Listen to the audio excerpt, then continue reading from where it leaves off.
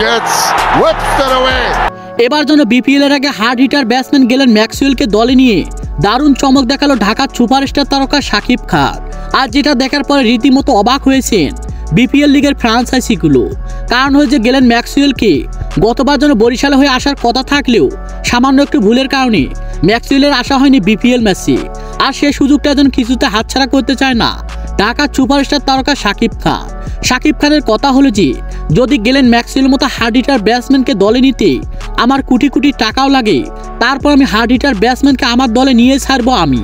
কারণ হচ্ছে গেলেন ম্যাক্সওয়েলের মতো হার্ড হিটার ব্যাটসম্যান যদি আমার দলে হয়ে খেলে তাহলে যেন দুর্দান্ত ব্যাটিং পারফরমেন্স আর একের পর এক 4 ছক্কা মেরে ম্যাচ জেতাবে আমার ঢাকা দলকে।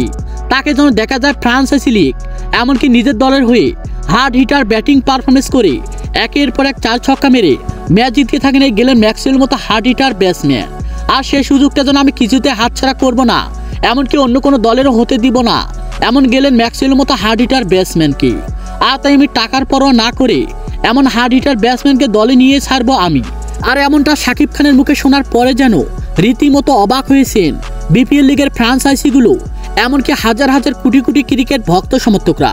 তো দর্শক, পারবে কি শাকিব খান গেলেন ম্যাক্সওয়েলের মতো হার্ড হিটার ব্যাটসম্যানকে দলে নিয়ে আবারও চ্যাম্পিয়ন ট্রফি ঢাকা দলকে তুলে দিতে? সে বিষয়ে আপনাদের গুরুত্বপূর্ণ মতামত জানাবেন আমাদের ভিডিওর কমেন্ট বক্সে। ধন্যবাদ।